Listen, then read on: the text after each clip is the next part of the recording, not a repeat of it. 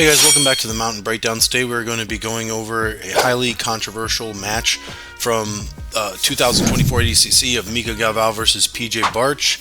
This is a really exciting match, but I think a lot of people, when they watched it, they assumed that PJ Barch was kind of cheated and didn't win. I actually felt similarly when I watched it live at 2024 ADCC, but after kind of like looking at things, you can see it wasn't necessarily that case. Hey guys, if you like the breakdown you're about to see, consider subscribing to my online subscription on my website. See the link in the description. I provide lots of monthly and weekly breakdowns on techniques, matches, and deep dives into my unique reverse close guard system and explanation of A-blocks. Other than that, enjoy the breakdown. I think the first issue lies with people's confusion oftentimes of what advantages are versus initiations. A common misconception: advantages can be initiations, but not all initiations would be advantages necessarily. So you're not going to find like a real clean definition anywhere, at least from what I've seen, of what initiations necessarily are, but this is my working definition because this is how it typically is when I'm in competition, where I'm going off of the definition of initiations being when a genuine aggressive attempt or successful attempt is made to promote progression of position or work towards a submission. I've won many competitions now in the ADCC Open, so I feel like I've gotten a pretty good working understanding of this and spoke with many refs and utilized this understanding to actually win several matches, including that over Wagner Rocha. You can see in another video I have here on the channel. This is to contrast it with advantages from IBGF being rewards for almost getting something, almost getting a score, almost getting a submission. Generally speaking, that's how IBGF determines a draw when it's 0-0. Advantages aren't points, but much of the time competitors treat them like points. And I find that this oftentimes might be able to perturb our viewpoints and have a bias towards, advantage-like situations in matches much like this one with Mica versus PJ in 2024. So this video, guys, I'm going to be doing a breakdown on the total match, going over tactics and techniques that I think were useful for either player to be using, things I thought they did well and things I think that could be improved, as well as actually doing kind of my breakdown on why I think they came up to the decision and how I think it was actually justified despite my initial thoughts on the match. So here we go. Part 1 of this match, I would say, is up to the point that Mica gets taken down by PJ in the non-points period, but some things to note of the total match and this initial phase before we get started. Both are known for movement and being dynamic players in Jiu-Jitsu. Watch how they both have their pacing throughout the match and how it changes at different areas, particularly this first part as we get into the guard and other parts later. And notice how Mica's constantly attacking, even if it doesn't yield initiations, he's constantly moving forward. And notice how PJ kind of hugs the edges of the mat, whereas Mica stays towards the center. Watch the initiation trackers on the left and the right parts of the screen to see what we have. So you see that Mica gets an initial initiation just by picking up a high single, running him off the mat. The reset in the middle, and Mica has his ankle grip here, but PJ does a nice limp leg out, squaring back up with him. But we're just noticing, look at where Mica is trying to position him, and he's always trying to kind of keep his back towards the center, something you'll notice. PJ's using a lot of interlocking fingers, but Mica's just constantly moving forward already in the initial part of this match. Notice how he keeps walking him out to the edges. He's doing little foot sweep attempts. None of these are necessarily initiations because we're not really seeing a strong defensive response yielded by PJ, but it does allow us to see that Mica is putting pressure on PJ, forcing him to do things. But notice how close they are to the edge. And while Mica is actually circling, he's kind of always pointing PJ's back to the edge of the mat here. So right now you can see Mica's getting walked out to the edge, but what's he doing? He's circling right back in. He's continuing to do feints, try to get him to do movements and all kinds of things. Right now it seems that PJ's probably trying to wait for Mica to kind of lean in, but look, he gets that nice little kind of duck under attempt. It works in his favor. It gets pretty close to the back, but that's going to be another initiation in favor of Mica. But something I'm noticing, and this does kind of make sense because later when he actually does get the throw by, it's because of this, that Mica is leaning pretty heavily forward, or at least PJ wants him to lean heavily forward, and because Mica leans forward later is why he's going to get taken down. But he's trying to, if you see sort of PJ's stance, he's sort of standing on his heels. But then again, Mica gets another initiation for trying to pick up a high single. Initiations don't need to actually get takedowns. They don't need to put you to the butt like an advantage. But you can see that PJ has to have a strong defensive response to actually handle these things. Otherwise, he might actually get taken down or get something scored on him. Obviously, we're in the no points period, but these things really do matter. Some of the little things that you can kind of take note in this part is just the little habits that they're doing, feinting, where they're putting themselves on the mat, and everything else. So we begin to see here that Mica's starting to kind of push forward, but PJ's kind of trying to bait him into a reaction. So you'll see he gets this nice collar tie that leads into the throw by. It works reactively. It needs the opponent to push in, and it goes off the inside tie. You'll see he gets his outside step, and then he uses the actual throw by to get all the way to the back into this nice half guard chest to chest position. So this next part, part 2, is going to be between top versus bottom. It's going to be with Mica on bottom and PJ on top. Things I want you guys to notice is ask yourselves, how do you think PJ handles his top pressure? What could he perhaps improve, or what things does he do well? What are the differences between his pacing when there are points and it's the no points period? And let's look and see how to get out of close guard. I find surprisingly a large number of people don't know how to do this, or are they just using it to stall? Last thing to pay attention to is look at the knee directionality in the passing chest to chest part of this that you'll see PJ have here initially in the beginning. So they get the reset, and you'll see that PJ was able to get to half guard chest to chest, which is a great thing, but he wants to keep him flat. But the problem is he rushes the pass. He needs to keep Mica's knees pointed opposite of him. He has them pointed inward. He wants them pointed in this direction to best keep him flat and keep him from here. The last thing is he's creating space between the hips, which is what's going to allow him to re-guard in just a second. So watching here, notice how Mica constantly plays on his side. That's a good thing for Mica to do here, whereas PJ is not really keeping his shoulders flat. Watch the bottom leg here. If we see the bottom leg is what's actually going to be the reason he gets out. See how he gets out, goes to close guard. Mica's very good at triangles, and we've seen him do different types of arm locks from this sort of position, so it's reasonable that PJ might be intimidated in trying to get up, but while also doing this, he's also just kind of staying in the position. My sort of idea here is that I believe that PJ wanted to kind of wait out the time until his passes could be more meaningful, maybe conserve energy. Not unreasonable, but I think both of them are kind of doing somewhat stally tactics. I think that maybe Mica's hoping to get a sweep or do something like that at the same time, but PJ's not doing anything really intentional to get out of the guard, and even when the legs are open, he's not really taking too many opportunities, at least till this point. When Mica finally opens his legs, now we're out of the guard, and it's points period, so now you're going to see him being much more active.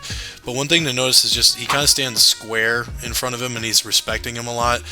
Mica is being very active with his hand fighting, but it doesn't seem like PJ tries to put too much pressure on. But honestly, when he does, I guess he does things like this.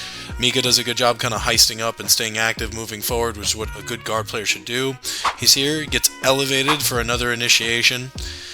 We're seeing the strong connections, and Mica does a good job kind of continuing his momentum here. Even though he's playing on bottom, he's doing a good job kind of forward shifting away, jumping up this front headlock, and he doesn't stop there. He jumps right into another type of arm-in guillotine finish here. I don't really know how tight this is, but it's obviously going to get enough to get some of the judges' attention. You're going to get another initiation off that. But notice how much PJ here is keeping square with Mica. That's going to allow Mica to constantly possibly wrestle up, go into shin-on-shin entrances or different types of leg entrances. Mica doesn't really do legs very much from what I've seen, but he at least could still pull him into different types of attacks. Just notice he's square here, and for the next 20-30 seconds he just keeps kind of staying square. It's good that he's controlling the ankles, but ultimately you're going to see this 2-on-1. It's largely because he's square and in front of him that he does that. When he doesn't actually get square is when he does do this nice knee slice. Maybe he does that to set that up, but he does a beautiful knee slice, goes all the way to get chest to back. That's definitely going to get him another initiation. But PJ kind of struggles to keep Mica's head and shoulders pinned, which is kind of like the seed of destruction you would see here. As we see him struggle to kind of keep the head and shoulders pinned, I would say that PJ needs to get his head on the other side. Generally, PJ's doing mostly the right thing. He's in a very powerful position, but we want to see that head kind of shift to the other side here. I don't like usually keeping my head on the same side as my underhook if I can help it. I feel like it keeps the shoulders more square with the mat, and then once he does that, he would have the ability to free his ankle and go from there. But you'll see he tries to do a counter knee slice on the far side, gets the hips, pommels his hips back in front, but he gets landed in an udegatame, kind of a reverse arm bar here. We've seen Mica finish many people with that, so he plays conservatively. We're going to see this again, but here he's at half speed. Again, he gets that beautiful knee slice. What we're trying to see here is that he does a good job pinning the shoulder and pinning the head, using his head on the near side and his arm on the far side, but he climbs up. Mica does a good job defending by turtling, but notice this is where most of the battle is going to occur. It's a control for the head and shoulders. Mica's constantly moving, and PJ's got to get him pinned here. He doesn't really have a good underhook here, but he needs to get control of his head and shoulders if he wants to free his ankles and ultimately pass and get past the knees. Mica's constantly working to get on his side. If he gets on his side, it allows him to actually pummel in his legs and pummel in his arms. You'll see that there's a bit of a struggle here, but generally Mica starts winning because we don't really see strong control of the head and shoulders by PJ here with his head position. You'll also notice that PJ has his weight kind of shifted back. By not putting his head closer to the mat, it actually allows for Mica to kind of like forward shift him and extend his legs out, which allows him to get his knee pummeled in, which you'll see in a second. Here he's dipping forward, which is good, which makes it hard for Mica, but you're going to see that as he constantly shifts his weight of his hips over his knees, that's how ultimately Mica is going to be able to escape. He could be using this ankle here to pummel in, but he instead tries to go for a knee slice, and that's kind of like what resets him here. So his head's off the mat, the hips are shifted back, and that's what allows him to re-butterfly here.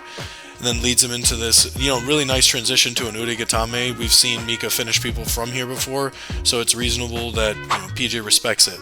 Back to normal speed now with our initiations 8-2. Remember, the initiations only play a factor if it goes to draw. They're not points. It's still 0-0, but they're both fighting to get a score.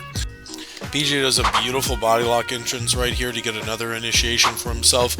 It's right off of Mica's frame on his head or shoulder here. I can't quite remember, but you'll see here the battle is going on at this inside knee, or Mica's right knee here. We're going to find that that's where the battle for the body lock pass actually occurs. PJ's goals here is to step over the knee while keeping Mica flat. He wants to ultimately step his right knee then over and then get chest to chest, and he could get a pass. But we're seeing that Mica's doing a good job keeping his knee vertical, but PJ needs to walk that knee down close to the mat so that it's parallel. Right now it's perpendicular with the mat. He struggles to do this. PJ actually could pass here if he was to shift his head over to the opposite side, and you can see he could actually bring that knee to the hip. The problem is his head and his leg are on the same side, which creates separation, and this is why Mica's able to break his hand grips and then create separation, re-guarding into a half guard. So they're playing here. He gets another elevation just like he did earlier for another initiation. This is where the best attempt by PJ comes, where he does the best pass attempt. He does again that knee slice, which he's been doing, but you'll see that he actually improves a few things here, which kind of shows his skill level. That a lot of time a sign of a high level player is that they have the ability to adjust mid-match and learn from their mistakes. So that's something that's really impressive that he's able to do. He doesn't just have the regular underhook, he has double underhooks, and his head is in a great position. Look how he's using his ankle now to free his other ankle. That's exactly what I was talking about earlier, and it comes down to like literally the last like 2.5 seconds, where if it was 10 seconds earlier, there's a good chance PJ would have passed, but I think it just was a little too hairy at the end and questionable. In my opinion, I think it's usually better to just not give the points in that instance, which is typically what I see happen. So we're going into the overtime. They're both pretty tired at this point. Things to consider is that Mica's already 9-4 in initiation. So right now, unless you really think that pass was, exceptional, like it was pretty good, he got to the last part, I'd still say Mica's slightly forward because of the initiations, but it just depends. So they're both very tired. They start from the stand-up position again, and the initiations are currently 9-4. Watch for the posture and signs of fatigue. Those are just things to keep in mind as a competitor, things that are just very important to notice, that as you show fatigue, it actually helps to replenish the energy of your opponent. For this last part, I plan to kind of accelerate and fast forward through a lot of this match. A lot of it's a lot of tired hand fighting, but there are going to be moments like this, snap downs, that they just continue to put a buffer between Mica's initiations and PJ's initiations. So obviously a score would be amazing. They're both doing a good job kind of initially firing stuff, but you'll see they just literally keep getting walked out of bounds. Like I think at one point they get reset like 3 times. But you'll see that they're, this is where discipline really shows. I mean, I remember back with wrestling, they always said, person who wins the match in the final round of essentially a 3-period match is oftentimes the one who wants it more, has the discipline, and keeps going through. So just something to consider when it comes to these parts. Like, your signs of fatigue can really make a difference in kind of motivating your opponent. As you see them reset, a lot of the time they're resetting and PJ has his hands on his knees, he's doing things like that, and it's going to be a good tell that, hey, if I just fight a little longer, he's going to break. And ultimately it leads leads to this nice almost back take. You see there's 5 seconds left, and it's very reminiscent of similar to the pass that PJ almost scored. I think you can kind of use this to say if you had any sort of arguments that maybe that pass should have been the determiner, this back take was just as close as the actual pass. And so if the pass is matched for the almost back take here, then you can see that they kind of like, you know, null each other out, and then the only thing you can go off of is 15-6 initiations. So a summary and key takeaways from the whole match is that initiations do matter, as well as being aggressive really wins you decisions. I think they probably could have called more stalling calls in this match. PJ could have definitely won. I definitely think he just needs to maybe improve some of the body locking, stabilizing, and half guard chest to chest, but I feel like those are fairly simple fixes, and he actually was already addressing them within the match, which is something to really give him credit for, is that it was impressive that he was able to use kind of a, you know, experience to his credit to change mid-match. Another thing we see is Mica is very well celebrated. You know, he's a high-level grappler, but he was human, and him being put on bottom, you know, really caused a lot of problems for him, but it was really cool to see how he was able to defend and hold his own from the bottom for a while. The last thing I'll say is it also kind of just shows the emphasis that top position can really cook people. People, even if they have as great a guards as, you know, they say they do, and it's still top is going to be king, I think you're going to find that top pressure just really comes through, and ultimately in these long form matches, you're going to want to be the person using gravity to your advantage. Hey guys, if you liked the video, don't forget to like, comment, subscribe. If you have questions or anything and want to provide your input, provide it below, and don't forget to check out my website for my subscription.